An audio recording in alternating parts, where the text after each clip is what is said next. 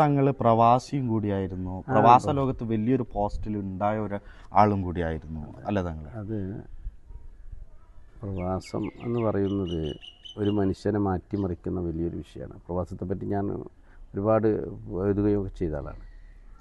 ഞാൻ നല്ല ഒരു 8-9 കൊല്ലം പ്രവാസ ജീവിതം 10-18 വർഷമായെങ്കിലും 8-9 വർഷക്കാലം ദായിറത്തുൽ ഖാസിൻ്റെ മുദീറായിരുന്നു ഞാൻ അബുദാബിയിൽ. ഷെയ്ഖ് സായിദ് ജീവിച്ചിരിക്കുന്ന കാലത്ത് മൂപ്പരുമായിട്ട് നേരിട്ട് കണ്ടിട്ടുണ്ട്. മൂപ്പരടുക്ക് പലപ്പോഴും ഞങ്ങൾ പരിശുദ്ധ ഖുർആൻ അങ്ങോട്ട് ഓതി കൊടുത്തിട്ടുണ്ട്. മൂപ്പരിൽ നിന്ന് വലിയ ഹദിയകൾ ഞങ്ങൾക്ക് ലഭിച്ചിട്ടുണ്ട്.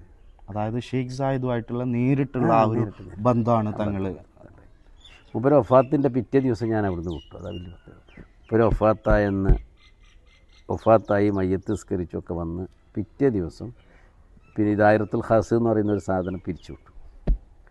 അപ്പോൾ അബ്ദുള്ള ബിൻ സായിദ്, ഷെയ്ഖ് സായിദിൻ്റെ മകൻ പറഞ്ഞു, എൻ്റെ തങ്ങൾ നിൽക്കണം, പോകണ്ട, ഷെയ്ഖ് എന്ന് തന്നെ വിളിക്കുക, ഷെയ്ഖ് നിൽക്കണം, പോകണ്ട, ബഹുമാന സൂചകമായിട്ടുള്ള.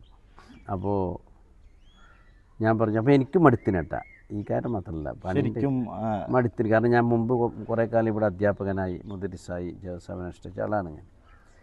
അപ്പോൾ വീണ്ടും നാട്ടിലേക്ക് തന്നെ തിരിച്ചു വരാം എന്നൊക്കെ പറഞ്ഞിട്ട് ഈ മാനസികമായിട്ടുള്ള ഈ സംരംഭം തുടങ്ങുന്നതിന് മുമ്പാണ്. അങ്ങനെയാണ് ഞാനക്കും അടുത്തപ്പോൾ ഞാൻ പറഞ്ഞു, ഏതായാലും ഇപ്പോൾ പോക്കണം. ആ വരവ് ഞാൻ ശരിക്കും പറഞ്ഞാൽ 5 വർഷം UAE ഞാൻ തിരിഞ്ഞു നോക്കിയില്ല. വലിയൊരു വിടവാണ് അതുണ്ടായത്.